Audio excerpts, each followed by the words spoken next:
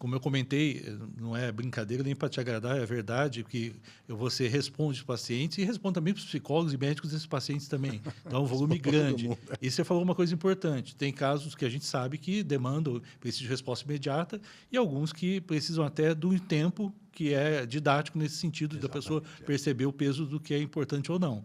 Mas eu vejo que na psicologia ainda tem um aprendizado grande a se fazer nessa área, porque existe essa ideia de que a gente tem um compromisso social muito grande, uma entrega importante, e é verdade, mas esse dizer não do psicólogo também precisa existir. Precisa. Para algumas demandas que às vezes podem invadir, aí, como se chamou, esse halo, desse limite do contorno da pessoa, né? Eu me lembro de, há alguns anos, eu estava em São Paulo, calhou de eu estar ali no shopping em Higienópolis, eu me lembro direitinho até de onde eu estava, e um paciente começou a mandar áudios, um atrás do outro. E eu falei, bom, eu vou esperar um pouco ver o que isso vira. Eu não vou começar, só me faltava eu parar tudo que eu estava fazendo, escutar um áudio e depois vir outros áudios. Foram 20 áudios, de 3 minutos cada um.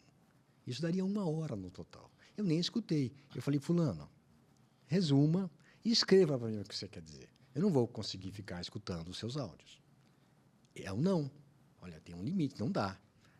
A minha consulta dura 40 minutos, eu ficaria 60 minutos escutando áudios dele. E provavelmente áudios repetitivos, né? E ele sentiu a enquadrada. Ele resumiu o que ele tinha falado em 60 minutos num parágrafo assim. Então é isso, acho que nós temos essa função, inclusive, educadora. Olha, eu não estou aqui. Houve um tempo, Henrique, em que eu meio me sentindo assim muito poderoso, dizia, não, você pode escrever que eu respondo. Eram outros tempos, em geral era telefone. Hoje em dia eu já falo, olha, eu não posso prometer que eu vou responder a hora que você escrever, mas eu tenho uma taxa de resposta rápida. Eu, em geral, respondo rápido, mas eu não posso prometer, eu não prometo mais que eu vou responder. Essa ideia de que eu seria capaz de fazer isso já ficou para trás, né? E nem responder a tudo, né? Porque Não, e tem nem coisas responder que a a gente consegue, inclusive, modelar o que ele pode exatamente. te Não, o solicitar não, que para você... vocês verem como o Aham. não realmente está muito presente, né? E nas relações, muito nas relações. Também eu trato em alguns trechos do não ao que eu chamaria de hábitos ruins. Então, junk food, drogas, hábitos não saudáveis. E também são não. Você acaba dizendo um não para aquilo. Eu tenho vontade de fazer, mas não. Você é um não que você faz uma negociação interna. Olha, eu já fiz, mas não vou fazer. Um drogadito que não faça, porque não passa por isso, que não exercita o não, eu não vou ceder à tentação, eu não vai conseguir. Pelo menos os psicólogos, alguns nossos, sabem que, também que isso que o paciente faz ali na relação com o psicólogo representa muito do que são as relações dele fora dali, né? O que ele está fazendo ali representa muito do que no dia a dia dele, no ambiente dele, e como as pessoas acabam reagindo a ele, né? Perfeitamente. É o que se chamava, é o que se chama na psicanálise de transferência e contra-transferência. O que você, o que o paciente desperta em você seria a contra-transferência. Isso é claramente uma amostra do que ele desperta em todo mundo, né? Uhum. Olha, se você fica irritado, imagine quem só de ficar ali conversando 30, 40 minutos, imagina quem dorme e acorda com essa pessoa, como é que não está irritada, né? Imagina as pessoas com quem ele interage no trabalho, que todo dia tem que ver aquela pessoa, né? É isso aí, é isso aí. E às vezes você tem ali uma oportunidade, num ambiente controlado, de, uma vez identificados esses padrões, colocar alguns limites. Olha, você percebe isso? Né? Coisas desse tipo, para você ir. E aí disso também fará parte alguns aqui não. Aqui não vai ser assim. É uma postura que muitas vezes é muito importante. Um paciente psicótico que chega se dizendo perseguido e lá fora tem gente desejando o mal dele e aí ele começa a dizer, olha, aqui também tem uma câmera ali e o senhor... aqui não. Lá fora não sei, mas aqui não tem nada disso. Aqui estamos nós dois aqui, não tem câmera nenhuma... Aqui não, proteger o ambiente, né? Muito bacana. A gente está falando dessa evolução através dos livros, essas mudanças e tudo mais, e nesse tempo todo de clínica, o que você percebeu em você como pessoa de mudança? Eu sei que o corredor virou praticante de yoga, né? Mas o que muda na forma de estar lidando com esses seus pacientes? Eu acho que eu amadureci muito, eu acho que eu tenho uma postura muito mais... algumas coisas que mudaram, eu acho que mudaram para melhor. Porque tem outras que eu acho que, para mim, são mais sofridas. Mas eu tenho mais paciência comigo, tenho mais paciência com o manejo do tempo. Se um paciente termina a consulta e não falou tudo o que queria, eu marco outra consulta para que ele continue, eu marco uma continuação daquela consulta. Eu não me afobo de eu falar o que eu quero falar, que eu já sei que tem que ser dito muito precocemente. Eu tenho mais paciência, respeito esse ritmo que o paciente impõe. E esse é um aspecto. Uma humildade maior no sentido de que realmente o especialista no que acontece com o paciente é o paciente. Quer dizer, eu posso ser especialista em transtornos mentais, em transtornos de comportamento, em psicofarmacologia, mas no que o paciente está experimentando, ele é o especialista, né? Tomar cuidado de não, ao mesmo tempo em que tem o interesse em melhorar o vocabulário do paciente, em ajudá-lo a expressar melhor o que sente, respeitar que, olha, se ele disser, não é bem isso, doutor, não é bem isso que eu estou... Porque às vezes a gente tenta, né? Olha, o que você está dizendo mostra que o senhor está inibido. Não estou inibido. Você não está entendendo. Às vezes eu falo, não, então acho que eu não estou entendendo, me explica de novo. Então, essa questão essa humildade perante o paciente e uma consciência do quanto eu sei pouco. Eu sei que é um paradoxo, mas é isso. Eu estudei 40 anos de estudo, é lógico que eu estou muito mais culto, muito mais erudito em alguns aspectos do que quando eu comecei. Mas isso só me fez perceber o quanto eu não sei ainda, né? O quanto tem coisas que eu ainda não sei, o quanto tem coisas que ainda me surpreendem, o quanto tem coisas que eu não sei e não vou saber, e isso incomoda. Então, aquela certeza do recém-formado, isso aqui é um quadro de esquizofrenia, não tem dúvida. Hoje, não. Olha, está lá, lógico, talvez seja a primeira hipótese, mas tem um monte de hipóteses diferenciais.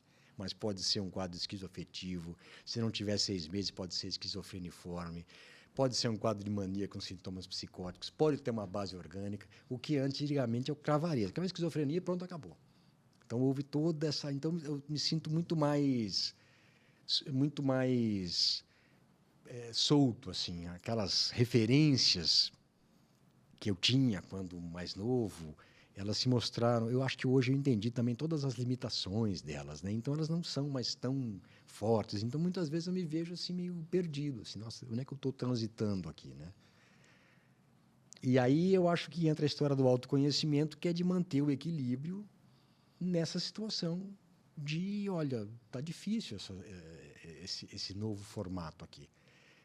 De novo, como eu já falei em algum aspecto aqui, não foi algo planejado. Eu não me lembro de um dia ter feito, quando eu tiver 60 anos eu vou estar desse... Não. A coisa foi acontecendo. Muitas coisas que você narrou do meu currículo realmente estão muito distantes de mim hoje em dia. Lógico que me serviram de muito aprendizado e eu trago esse aprendizado comigo, mas em termos de proximidade, nossa, parece que foi outra vida. A diretoria da ABP parece que foi outra vida. Sabe, quase que uma outra encarnação, assim.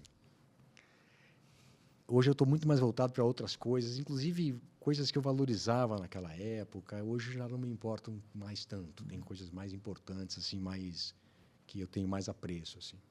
E você está falando uma coisa muito importante, que eu tenho recentemente conversado muito em terapia, que é essa ideia de que existe uma mudança e é uma evolução, no sentido de que às vezes a gente deixa de fazer alguma coisa e aquilo não quer dizer que é ruim, né? Eu lembro até quando a última vez conversei com você da história da corrida, né? Uhum. E que a gente vai mudando de fase e que faz mais sentido outra atividade naquele momento de vida. Talvez aí essa visão de perspectiva ajude a colocar as coisas no lugar, não achata tudo no presente para dizer que tudo é presente, o tempo todo importante, né? Exatamente. E essa liberdade, eu corri durante 10 anos, corri muito mesmo. Eu estou muito feliz porque eu nunca tive nenhuma lesão. Nunca tive nenhum problema, não tenho ainda nenhum problema. Mas, realmente, a corrida acabou para mim. É uma coisa que não me diz nada mais. Eu não consigo nem imaginar. Vamos dar uma corridinha. Não vou dar corridinha nenhuma, não faço. Tem outras coisas para fazer, que eu gosto mais de fazer.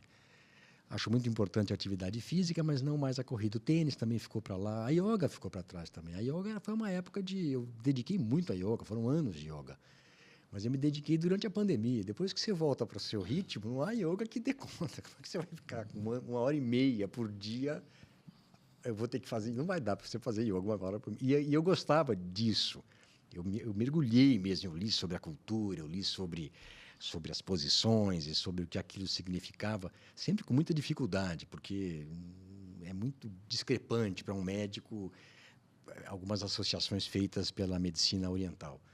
Mas, de todo modo, também uma coisa que ficou para o lado, agora eu estou num outro momento. Assim. E não, eu ia dizer o seguinte, de você permitir que isso aconteça. Não vou virar escravo da corrida. Olha, eu corri 10 anos, agora tenho que seguir correndo. Eu vou correndo até o fim. Não, cansei de correr, deu para mim. Antes da corrida, teve a natação. Nadei muito. Também cansei de nadar, deu para mim. Deu para mim. Eu nadei por umas 3 existências já. E tá tudo bem. Está tudo bem. Esse nossa, que é importante, olha, isso, né? tá tudo bem. Nossa, É o que faz sentido. Eu sei nadar, eu sei... Mas eu não vou mais nadar, treinar. Quando alguém me diz, eu tive uma pequena lesão, uma ocasião, e alguém falou, na pior das hipóteses, se você não puder correr, você pode andar de bicicleta ou nadar. Eu falei, nadar, eu não vou nadar. Nadar não vai dar. Se eu não puder correr, na época eu voltei a correr. Mas se eu não puder correr, certamente eu não vou nadar, já nadei muito. Mas é isso, eu estou muito à vontade com essas mudanças. Assim, agora estou gostando disso aqui, vou aproveitar. Não sei até quando vai durar. Daqui a pouco talvez eu não goste mais, mas eu entendo a atividade física. Hoje em dia se fala mais, eu gostei dessa formulação, se fala mais em movimento, né, Henrique? A ideia não é nem exercício, nem atividade física, é colocar-se em movimento. E eu acho que isso realmente é fundamental. Vocês também, como eu, trabalham em sala de aula, em salas de atendimento. Se você permitir, você fica o tempo todo parado. Um dia aconteceu de eu estar usando um relógio que eu tenho que conta passos. Naquele dia dei 200 passos. 200 passos, é nada. Eu saí do meu apartamento, ainda desci as escadas que eu desço, cheguei no carro, cheguei no consultório, entrei no consultório, ia lá receber paciente, entregar paciente, saí do consultório, voltei para casa, fiz 1.200 passos. Não pode, né? Não pode. Então, você tem que estar atento a isso. Né?